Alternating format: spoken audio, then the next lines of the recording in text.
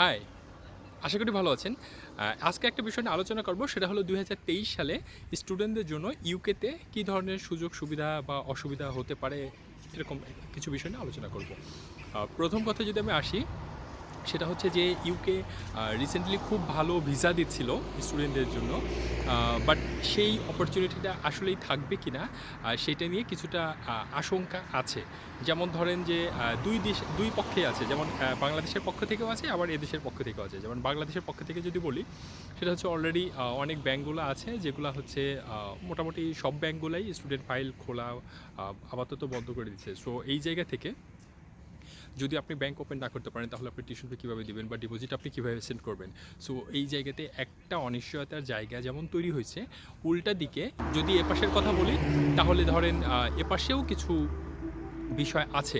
যেমন ধরেন ফার্স্টে যদি আমি বলি যে আপনি ইংলিশ টেস্টের বিষয়ে, যে আপনি যেমন ডুওলিঙ্গো, ওয়াইটিসি যেগুলো দিচ্ছিলেন, সেগুলো হয়তো অ্যাকসেপ্টেড আর ২৩ সাল থেকে হবে না। আর ২৩ সাল থেকে হচ্ছে ধরেন আপনাকে আইএলসি যদি দিতে হয়, তাহলে আপনাকে আইএলসির প্রিপারেশন ভালো করে নিতে হবে, এবং সেই মেন্টাল একটা প্রিপারেশান আপনার এখন থেকেই নেওয়া দরকার, যে আপনি এমওয়াই, ডুওলিঙ্গো, ওয়াইটিসি এগুলো দিয়ে আপনি সেপ্টেম্বর ২০২৩-এর জন্য আসবেন, এরকম প্রিপারেশান না রাখাটাই ভালো। আপনি একটা ভালো আইএলসি প্রিপারেশান নেন। আইএলসি প্রিপারেশান নিলে আপনি যদি ইউকেতে নাও আসেন, বা ইউকেতে যদি আপনার নাও হয়, আপনি অন্য যে কোনো দেশে যেতে পারবেন। আইএলস আপনার অনেক দুয়ার খুলে দেবে, যেটা আপনার এমওয়াই কিংবা অন্য সার্টিফিকেটগুলো করতে পারবে না। এটা গেল প্রথম বিষয়। দ্বিতীয় বিষয় হচ্ছে যে আমি যদি একটু ফ্যামিলি নিয়ে কথা বলি, যে যারা কাপল এদেশে আসছিল বা বেবি সহ এদেশে আসছিল, তাদের জন্য হয়তোবা একটু অসুবিধা হতে পারে। হয়তোবা, আমি বলছি না হবে, হয়তোবা। কারণ এদেশে এরকম একটু কথা শোনা যাচ্ছিল যে আপনার যারা ফ্যামিলি নিয়ে আসছে, তারা তো আসলে ডিপেন্ডেন্টের কোনো আইএলস লাগে না, বা ডিপেন্ডেন্টের কোনো কোয়ালিটি লাগে না। ডিপেন্ডেন্ট শুধুমাত্র স্টুডেন্টের সাথে চলে আসে। মানে হাজব্যান্ড যদি স্টুডেন্ট হয়, ওয়াইফ এমনিতেই চলে আসতে পারছে, বা ওয়াইফ যদি স্টুডেন্ট হয়, হাজব্যান্ড এমনি চলে আসতে পারতেছে।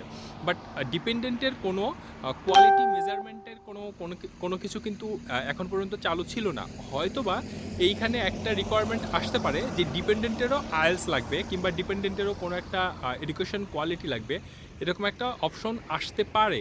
সো আপনি যদি মনে করেন যে আমি আসলে ইউকেতেই যাব, আমার ইউকেতেই যাওয়ার প্ল্যান আছে, তাহলে আমি আপনাকে বলবো যে আপনারা টাইম ওয়েস্ট না করে আপনি হচ্ছে মে সেশন যেটা আছে, ফেব্রুয়ারি সেশন আছে, তারপর জুন সেশন আছে, এই সকল সেশনগুলোতে দ্রুত আসার ব্যবস্থা করেন।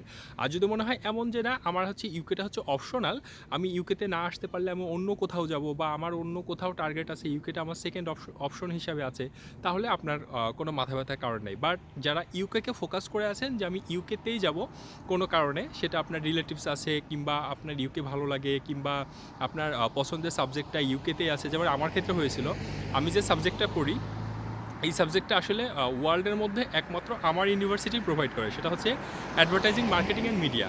এটা হচ্ছে পোস্ট গ্রাজুয়েশন একটা কোর্স, মাস্টার্স লেভেলের, এবং এই তিনটা কোর্সকে একত্রে করে একটা মাস্টার্স ডিগ্রি প্রোভাইড করে পুরো ওয়ার্ল্ডের মধ্যে একমাত্র আমার ইউনিভার্সিটি অফ এসেক্স। এর র্যাঙ্কিংও খুব ভালো, খুব হাই। সো আপনি যদি মনে করেন যে আপনার কোনো বিশেষ একটা সাবজেক্ট আছে ইউকেতে, আপনার ইউকেতে আসতেই হবে, তাহলে আমি বলবো যে আপনি দ্রুত ফাইলটা প্রসেস করার চেষ্টা করেন। আপনি আর্লি আপনার সেমিস্টারটাকে ধরার চেষ্টা করেন। আপনি আসলে টাইম নষ্ট করবেন না, কারণ হচ্ছে আপনার যেহেতু ইউকেই টার্গেট, ইউকে আসাটা হয়তো বা সামনে কঠিন হয়ে যেতে পারে। সো আপনি যেহেতু ইউকেতেই আসবেন, সো আপনি একটা আর্লি করেন, আপনি আর্লি চলে আসেন। আর এপাশে আপনি যত আগে আসবেন, সেটা আপনার জন্যই ভালো হবে, কারণ হচ্ছে পরবর্তী স্টেপগুলো যেগুলো আছে, ওগুলোও আপনি দ্রুতই শেষ করতে পারবেন, বা আপনি নেক্সট স্টেপে আপনার লাইফে চলে যেতে পারবেন। এখন আসি যে পিএসডাব্লিউ নিয়ে, পিএসডাব্লিউ আসলে থাকছে কি থাকছে না, এই বিষয়টা সম্পূর্ণই ডিপেন্ড করছে গভর্নমেন্টের উপরে, যে গভর্নমেন্ট আসলে পিএসডাব্লিউ সিস্টেমটাকে রাখবে কি রাখবে না। এখন যদি সিস্টেমটা এখন পর্যন্ত গভর্নমেন্টের পক্ষ থেকে, কিংবা এদেশের কোনো ইউনিভার্সিটির কোনো অফিসিয়াল পক্ষ থেকে কোনো কিছুই বলা হচ্ছে না যে আসলে থাকবে কি থাকবে না, বাট এখন পর্যন্ত থাকবে না এরকম কথা কেউই বলছে না, তার মানে পিএসডাব্লিউ থাকবে। কিন্তু কথা হচ্ছে যে হয়তোবা আপনার আশাটা একটু কঠিন হয়ে যেতে পারে, সেটা বাংলাদেশের প্রেক্ষাপট থেকে হতে পারে, আবার এদেশের প্রেক্ষাপট থেকেও হতে পারে। এখন যদি কথার কথা এমন আমি ধরে নেই যে বাংলাদেশ থেকে আসলে স্টুডেন্ট ফাইলগুলো আর ওপেন করা যাবে না ব্যাংক থেকে, তাহলে আপনি কিভাবে আসবেন? এই বিষয়টা এখনও বিবেচনাধীন আছে। আমি যতদূর জানি যে আসলে কর্তৃপক্ষের নজরদারিতে বিষয়টা আছে যে আসলে তারা কি করতে যাচ্ছে। এটা ক্ষণস্থায়ী এটা কি আসলে অল্প সময়ের জন্য এই প্রসেসটা অফ করবে নাকি কিছুদিন পরে এটা ওপেন করে দিবে? আমি যেটা জানি যে এখন পর্যন্ত ২-১ টা ব্যাংক আছে যারা স্টুডেন্ট ফাইল ওপেন করছে। আপনি এখনও চাইলে করতে পারেন। সো আপনি অ্যাটলিস্ট একটা স্টুডেন্ট ফাইল ওপেন করতে হলেও আপনাকে কিন্তু ইউনিভার্সিটির অফার লেটার লাগবে। সো আপনি দ্রুত ইউনিভার্সিটিতে অ্যাপ্লিকেশন করে দেন। যদি আপনার সেটা আগামী বছর সেপ্টেম্বরের জন্য হোক, আগামী বছর জুন মাসের জন্য হোক, মে মাসের জন্য হোক, আপনি আগে অ্যাপ্লিকেশনটা করেন।